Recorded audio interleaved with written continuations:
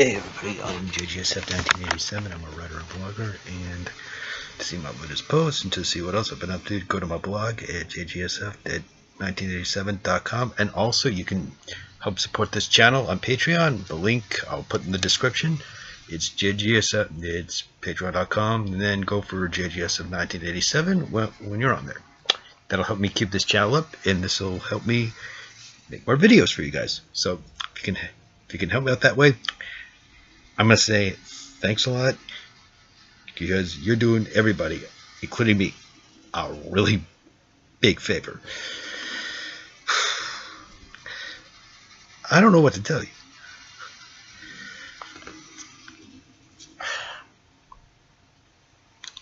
I know I just threw up on Twitter a tweet that's instantly gone viral. It's in sort of response to HA Goodman making it pretty clear that he's starting to get death threats. I'm going to say exactly what I said here on Twitter, and I'm going to say it on here right now. If you're sending any death threats to media personalities that have been serious, and they have been doing this nation a big service by debunking a lot of the Clintonist propaganda, if you're doing this, quit it. Seriously, quit doing it. You're going to find yourself in a... Look, I'm not telling you this because I want you to go to jail. I'm telling you this because this stuff can get reported, and Google, just like a lot of these other social and all these other media companies, or all these other internet companies, including all the social media sites, they are required to turn the stuff over to law enforcement. I'm telling you this right now. So to spare yourself a night in jail, seriously, cut the crap. Look, I don't expect you, and neither does HA Goodman, or for that matter, Tim Black, or any of these other guys. They don't expect you to agree with them. That's fine. But they take the time to actually research the stuff, and a lot of these guys are actually very credible.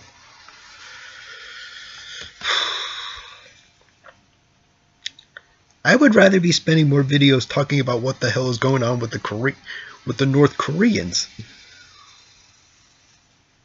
or what we could do more to do in order to force Bernie Sanders'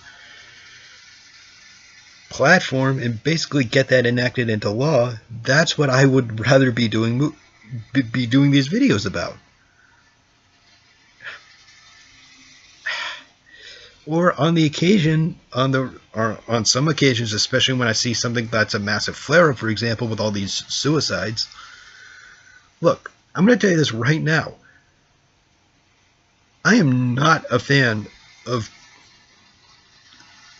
people doing that deed upon themselves. But I can't stress enough the fact that if you are literally in trouble, I have a photo up on Facebook and Twitter, and it's been seen quite a few times. I made the case pretty clear. If you're in trouble, call the number. Anyway, but that's for the Bay Area. As for the national one, I can throw that in the description, and I'll do that as soon as this video is up.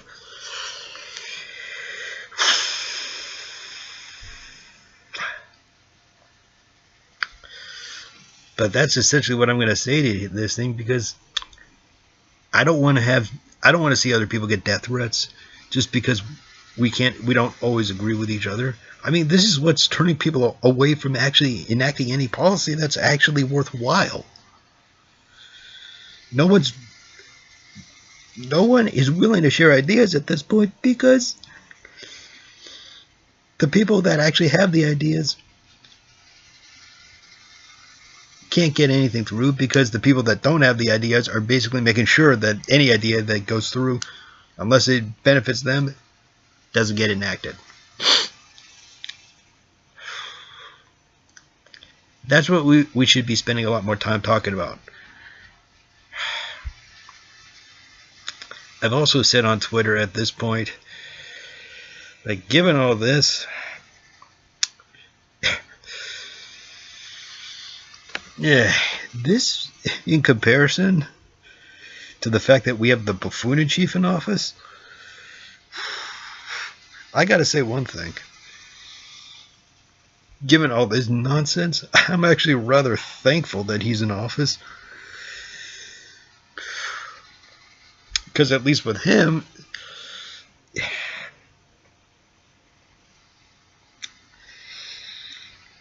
there's other means of trying to hold him accountable. And no, it doesn't exactly mean going through the DNC either. It's a way, we have to go around the DNC in order to hold him accountable, basically. But until we basically snuff out the entirety of all the corruption that's going on in the DNC, there's no way we're going to be able to hold Trump accountable. I mean, it's just as simple as that.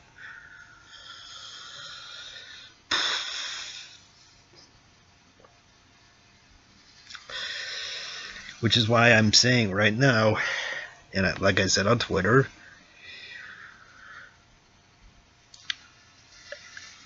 that's why I would rather deal with, this is why I said dealing with Trump bots is much easier than dealing with Hill bots.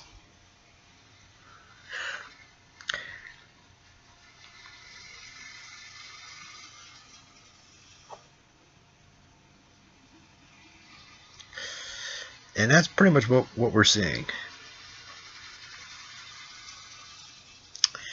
Oh, anyway, by the way, a little update on North Korea here. Apparently, Kim Jong-un is a lot dumber than I thought.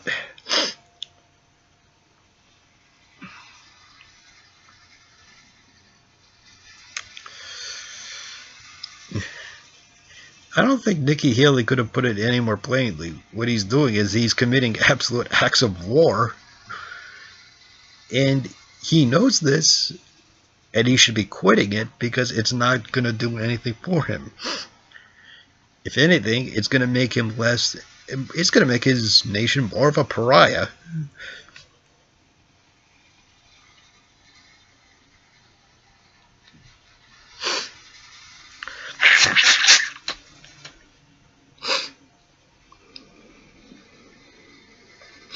Luckily, before we get up to the whole military stage of it,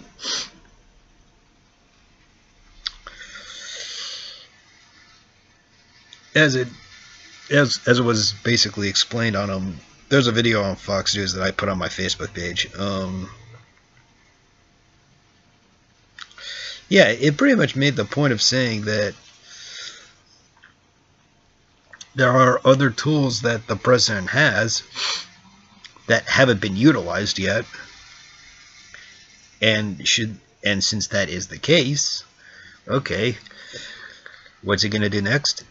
Well, he could start flexing our economic muscle with China, actually, and that would actually not be a bad thing to do.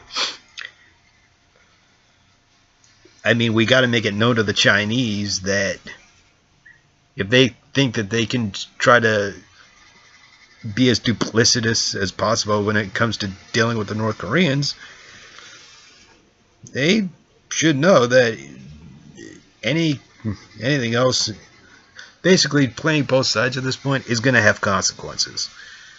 I think Trump is making the right call in doing this, but I know offhand that he's not trying to start something with the Chinese.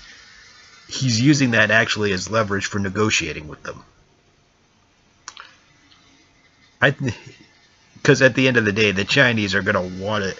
They're going to want their access to American markets much more so than they want to keep the Kim regime up.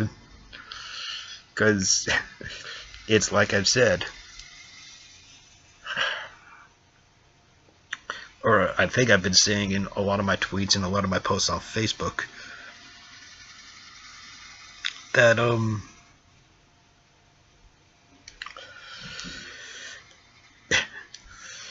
that Kim Jong-il and the Kim regime is basically a dead duck. if we can give the Chinese some, and maybe the Russians, a few, shall we say, economic incentives, they'll be more inclined to do something about it. But that is kind of what's going on, basically, is now, barring all the Magnitsky sanctions, but that's a whole different debate. I'm not going to get into that. But what I will say basically is that if we can, instead of being overly punitive here, if we offer the Russians, say, like 1 or 2 little economic concessions or something, they'll be more than happy to work with us. Same with the Chinese. All you got to do is just throw them a bone and see if they fight for it. Chances are they will, and they're gonna love it. Now, if you tell them what the price is in order to get it, then they'll do it. But basically, both the Russians and the Chinese know at this point that keeping the Kim regime up is not good for them long term. They're trying to milk as much of it as they can. However, when America starts to sort of flex its diplomatic as well as economic muscles, well then,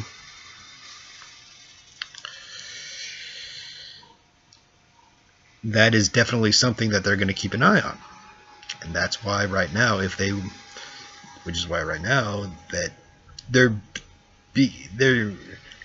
it's in the beginning phases, but they're starting to more or less see that the Kim regime, keeping them in power, is not exactly to their benefit. There's no point in doing it. It is getting to the point where both of them are basically about to throw their hands up, basically, and just say, screw it.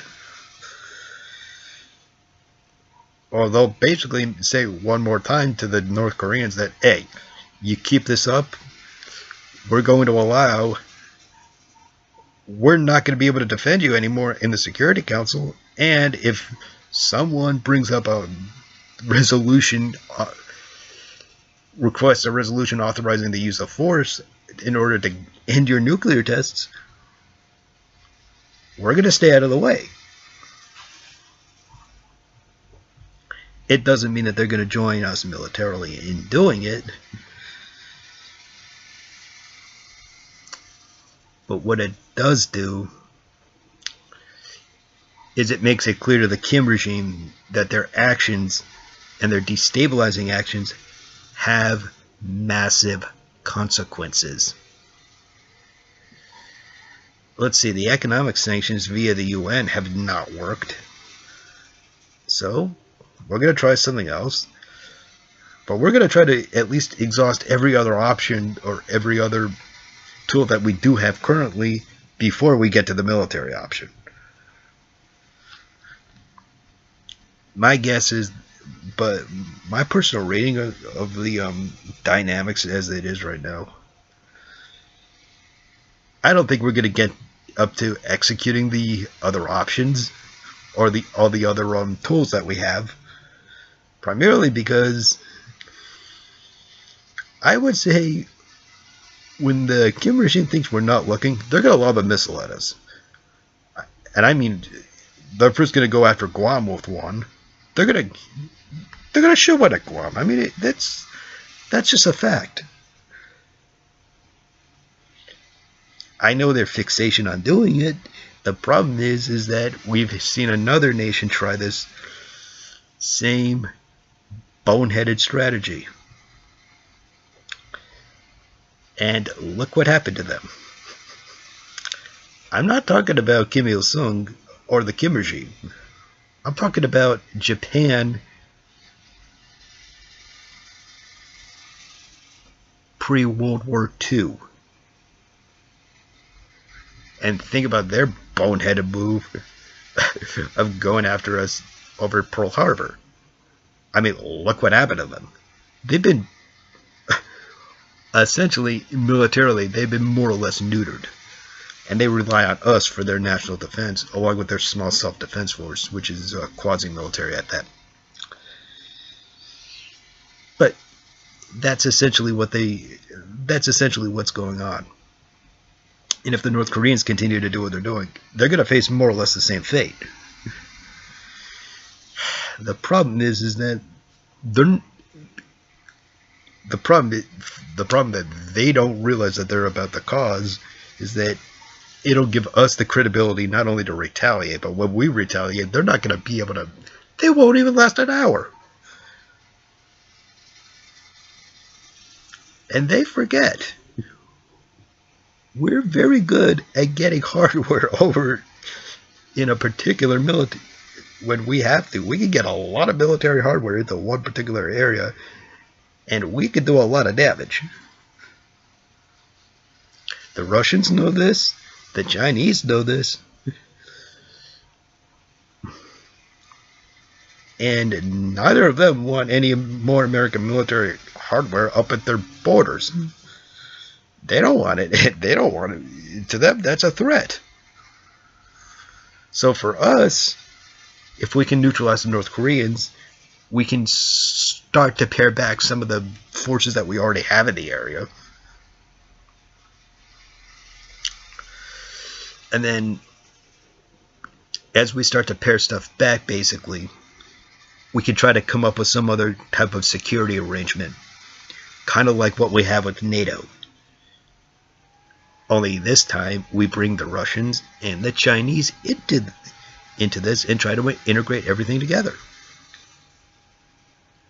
That would be the most likely outcome in a post-Kim regime world.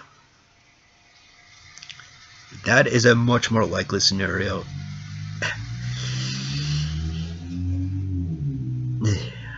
I know, I may sound like this naive optimist and such.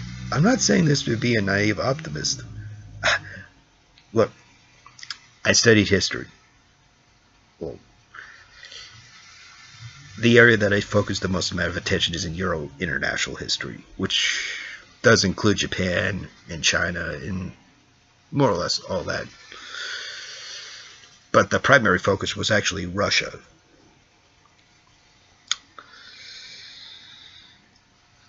And this is kind of what, and this sort of makes the case, more or less, that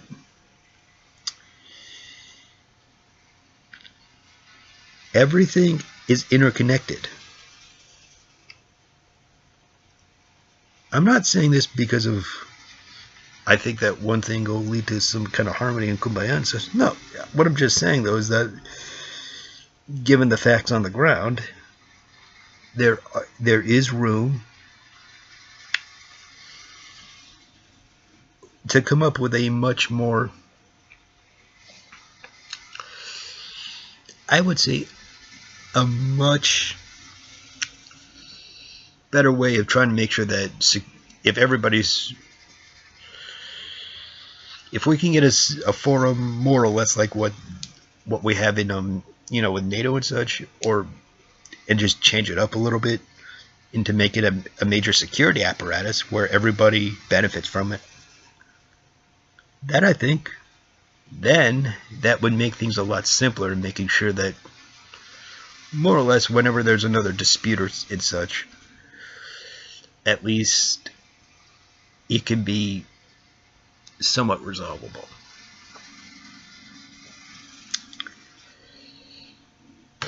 For most of what is going on around, especially given all the territorial and I'm talking about all the maritime territorial disputes that's going on between China and its neighbors.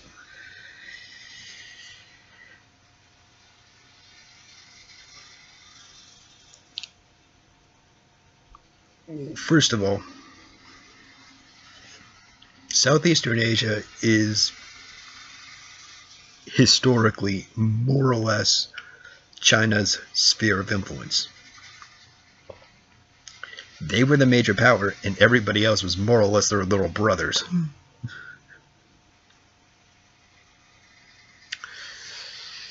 And that's how it's been for Chinese history, more or less, over the past, I would say, I don't know, 5 millennia.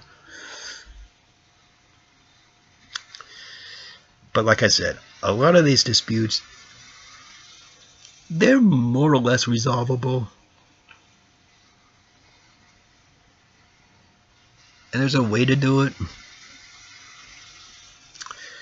But we can't get into resolving any of those disputes until we get the biggest destabilizing factor out of the entire equation.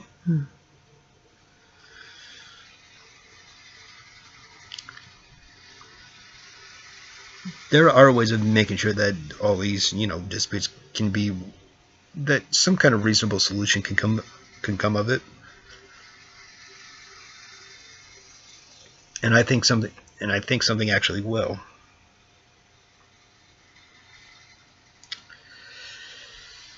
At the same time, it'll also help with confidence boosting measures, just to make sure that what we have basically where we have what we have more or less in Europe can also transfer over to that area too. We didn't do a good job of it the first time, so let's go back and actually this time go back to doing the same job that we failed to do the first time. Go back, do it again, and make sure this time we do it correctly. And that I can see happening.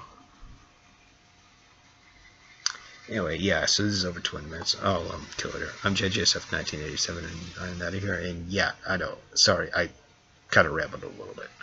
Anyway, I am out of here.